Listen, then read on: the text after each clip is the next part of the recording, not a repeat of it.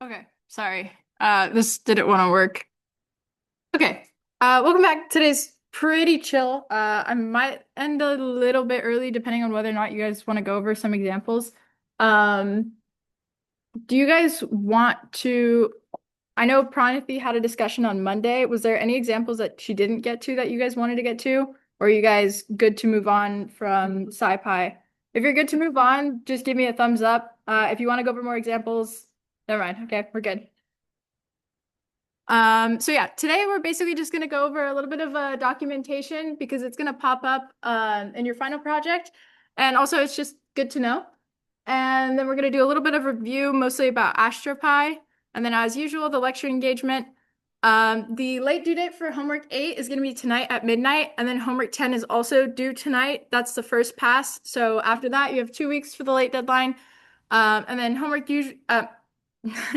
11 is going to be released soon, I guess. I thought it was supposed to be released on Monday, but I will figure that out for you guys. And then it's going to be due next Wednesday. And just a friendly reminder, very friendly reminder that the final project is due in 3 weeks. So if you haven't started on it, now is probably a good time, especially with the break coming up.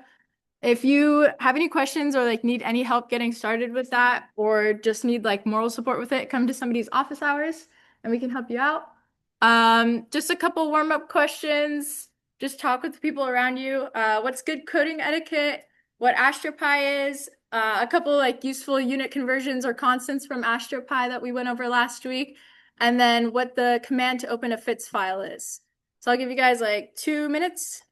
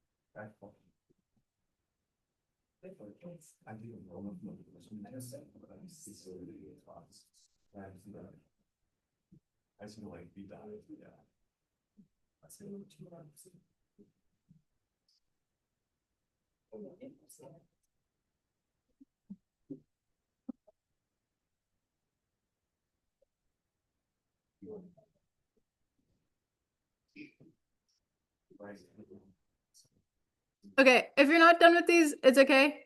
Just write them down after lecture. Like I said, likely to finish early. Because I realize it's like 2 weeks before break and I'm tired. Um, so going over these, good coding etiquette is like using descriptive variables. So like if you have a list of stars, name it stars, not just S or something random.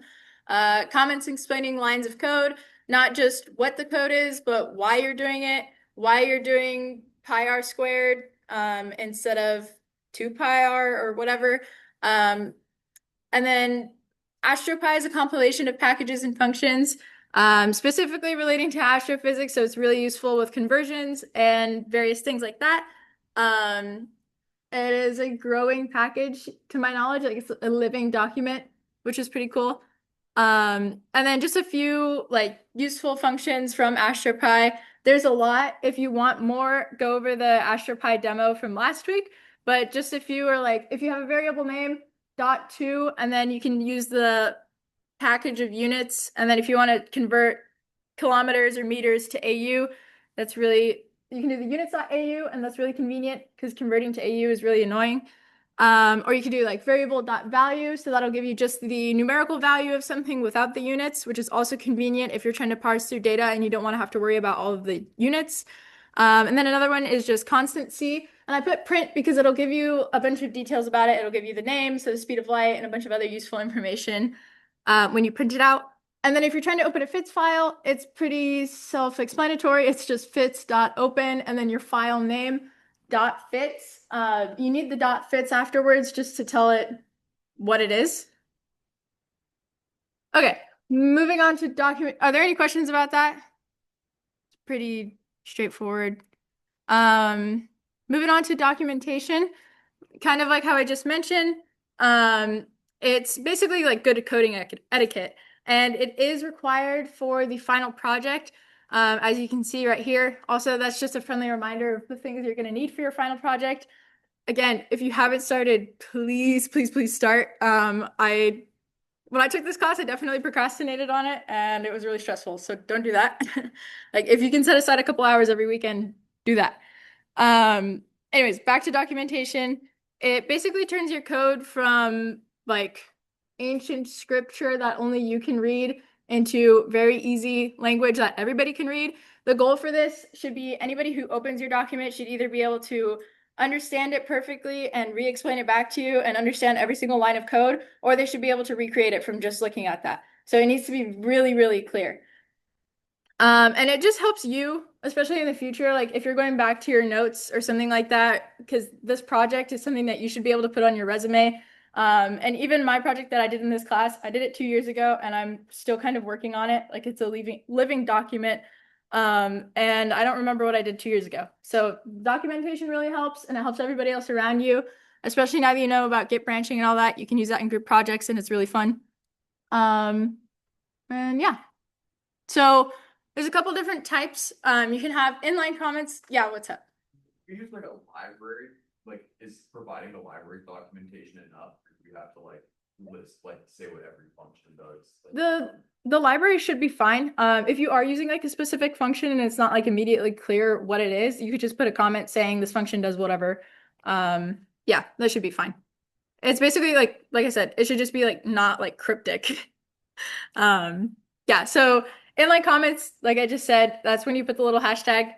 Just short explanations, explaining your code, explaining whatever logic you're using, why you're doing a function or for loops in a certain manner. Like I said, explaining why, not just what the code is. And then another one, the second one is kind of more useful for functions. They are doc strings. So I don't think we've encountered it much yet, but it's 3 quotations around whatever your description is in your function, and it goes right after the defining statement of it. So we'll go over in OOPS, and which is object-oriented programming, so like for making games. And I'll do a little bit about it right here, right now, just because doc strings can be used for debugging, but they're also used for function descriptions. So there's a command where you can just put a little question mark and see everything, all the information about a function. And it's really useful for that. Like if you're going through somebody else's code, you go, oh, what does this function do? And it'll give you all the information. Yeah, parameters and what it returns. That's also really useful because if you're taking in something and it needs to be a NumPy array versus just a normal list, that's another thing you have to be aware of, whatever data is incoming into your function and what it's spitting out. Okay, so an example of the type 1 documentation is the first comment right there, and then, well, there's 2, sorry. But like calculating the area of a circle, like I said, if you're doing pi r squared, explain why you're doing that. Should be pretty straightforward. And then the second one, this is a doc string. It can be either used for debugging, which looks a little bit different. I'll go over that in a second. Or it can be used for this, which is a description. So if you have a function and you don't know what it does, you don't know what Hubble's law does, you can do Hubble's law question mark in Python, and it'll recognize that, and it'll give you this rundown. You can actually do that with a lot of common Python like functions that already exist with like NumPy and AstroPy, to my knowledge.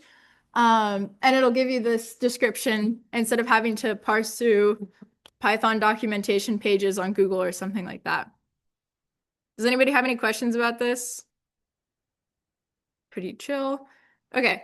And then the third one is kind of specifically for GitHub. So you want to README or project notes, so like a file explaining whatever your project is. So for your final project, it'll be kind of like your report. But it should have some sort of short README explaining to you what the project is, how to install any of the files or like packages or whatever that you would need to run it, how to run the code, and then an example of what would happen if you ran the code with whatever data that you're using. Or if you wanted to import your functions and run it with another data file, how that would work. Okay, so an example of this would be a README on GitHub. So for last class, they did Hubble data analysis. So the project just fits a line to Hubble's law using SciPy. You guys are really lucky to have SciPy because this was my final project and I didn't have SciPy, so I did it like by hand and it was really horrible.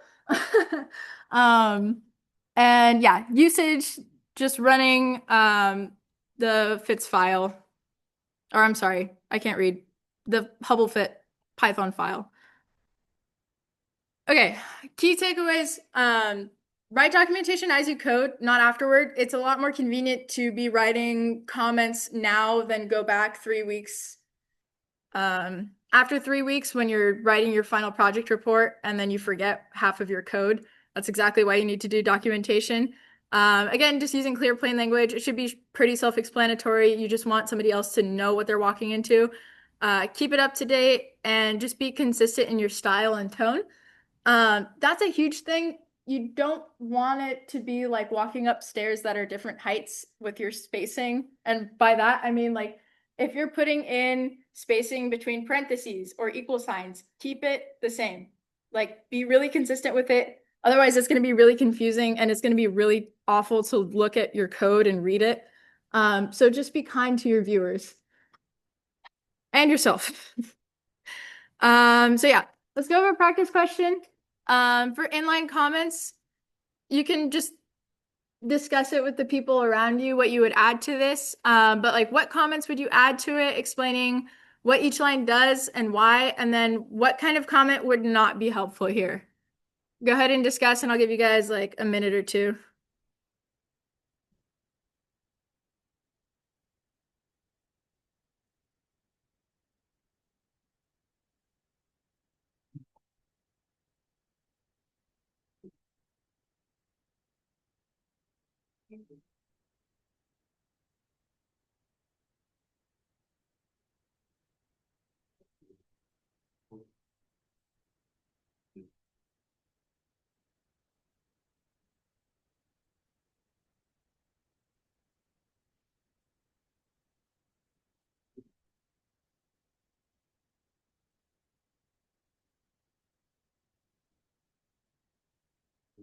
Pressure.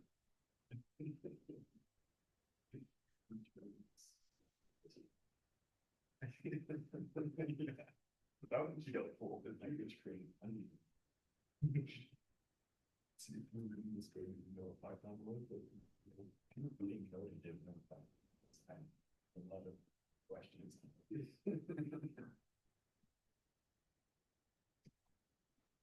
Okay, so for adding comments to this, these two are a pretty good example. Like it multiplies luminosity by the mass to light ratio, and it gives an estimate to the star's total mass. Okay, great. Somebody who doesn't know anything about astro would be able to look at this and go, okay, I know what it does now. I can use that for whatever. I would also say you could use a docstring here. That might even be more useful than just these, just because somebody who really doesn't know what the function is doing and doesn't have like direct access to maybe this part of your code, would be able to just type in the function name and get all the same information. So I think as a general rule of thumb, this might be a personal preference, but if you have a function, unless it's explaining like line by line code, I would use a docstring as like a general overview if you're writing a description of the function. Yeah, unhelpful comments would be multiplies two numbers together. That tells me nothing. Actually useless. And that, yeah, it just explains what the code does and not why. We don't care about that. They should have a purpose. yada yada. Okay, another practice question to discuss with people around you and actually discuss it. I know you guys are probably tired. I'm sorry to force you to be here, but I'm also tired, so human connection is good or whatever. So, yap. Um, have you started your final project? Scary question. What is your final project? Also another scary question if you don't know that by now. Have you added documentation to your code? And if you haven't, how can you add it? You should add it. Just gonna put that out there. You should go back and add it now. And if yes, how can you improve your documentation? So go, discuss, yap. You don't have anyone to yap with. Have you started your final project? I thought about it. Thought about it. That's good. But no, it's I'm doing something on the King's grocery store. Oh, then, okay. I found there's some tackle competition where there's like you have to utilize some data from the survey. So just comparing variables can try to find a relationship. If I ask the story, it's most likely to find out. I don't know how hard, but So our final project is, yeah, Yeah. that's what I was thinking. Yeah. I don't know, it can be deceptive, but that sounds fine. very sad. And so. Yeah, that's kind of why I was putting the like reminders, because I totally forgot, and I was just like, I guess it's most of the people have forgotten how close the end of the semester is. When you said. I know, that's why I put it there, because I have a project for another class. I know it's like. Scary. That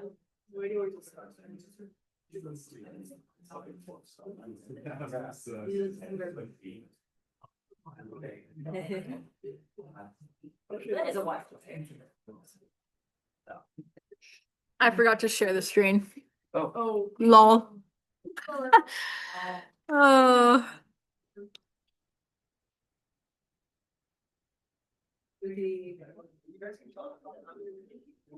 I'm so sorry for video people. I forgot to share the screen. I have not deviated or done any other demos, so it's just been the slideshow. And this is slide 19. Like this. I think the ones that are teaching this. Okay, moving on. Glad you guys yapped. Human connection is good. If you have forgotten about it at this point in the semester, go touch some grass or something. It's good. Good for the soul. Sorry, that was not any digs. That's because I also forget to touch grass. Okay, anyways, reviewing of AstroPy. Like I said, it's a core Python library for astronomy. It's super cool and fun. Provides tools that solve problems for astronomers. Very convenient. Attaching units to values. That's probably like my favorite thing in the world right now about AstroPy. Constants, Planck constants, sorry, I can't talk. Planck's constant, gravitational constant, speed of light, etc., etc. Coordinates and positions. We did not cover this, but it's basically got all the coordinates and positions you could dream of. So that's cool. Right ascension and declination, galactic coordinates, etc. And FITS files, standard data format for telescopes, which is really convenient, and AstroPy makes it easy. Are there any questions about anything we've gone over with AstroPy so far? No? Okay. Yeah, so a little bit more about FITS files. Stands for Flexible Image Transport System.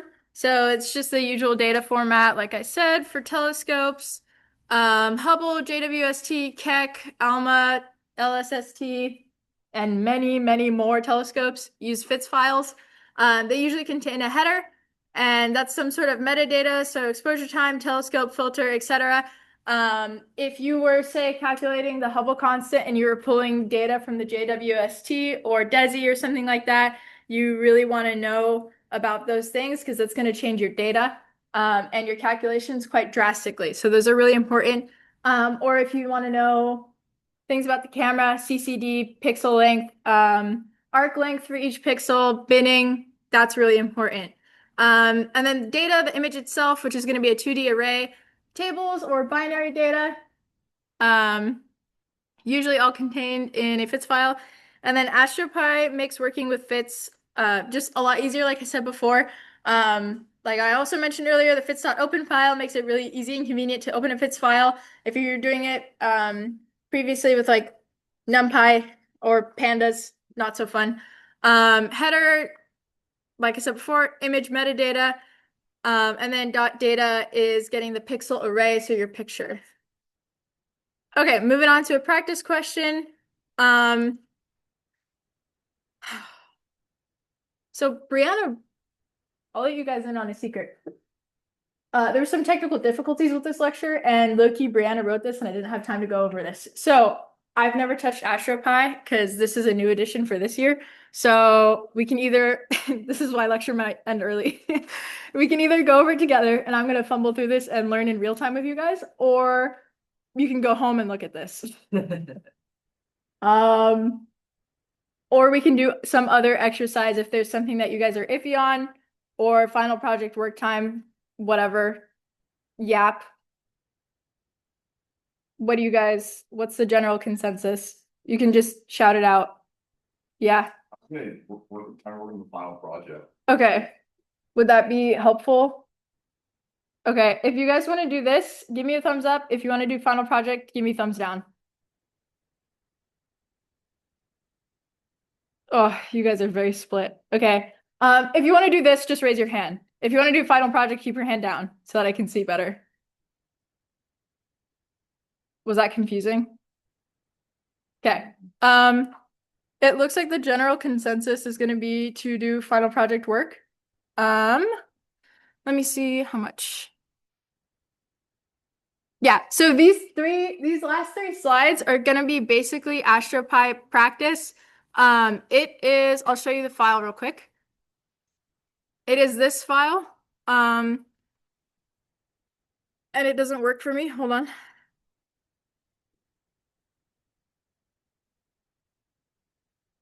Okay, yeah, so my Jupyter's broken. That's cool. Also, if you've been having problems with Jupyter, come see me. It's fixable. It's just annoying. But yeah, this is the file. I'll post it and make sure everything's cool. It's just an AstroPy review. It's pretty self-explanatory, but you guys know more about AstroPy than I do at this point, so knock yourselves out. If you're not using it for your final project, it's not really like super imperative that you know this. It's just kind of cool, fun bonus information about the decal. It's not really like core curriculum or anything, so don't worry about it. Other than that, just remember to do the lecture engagement tonight. And yeah, I'll let you guys have time to work on your final project. If you have any questions or anything, come up, yap. Again, human connection. Other than that, you guys can go home or do whatever you wish. Thanks for coming.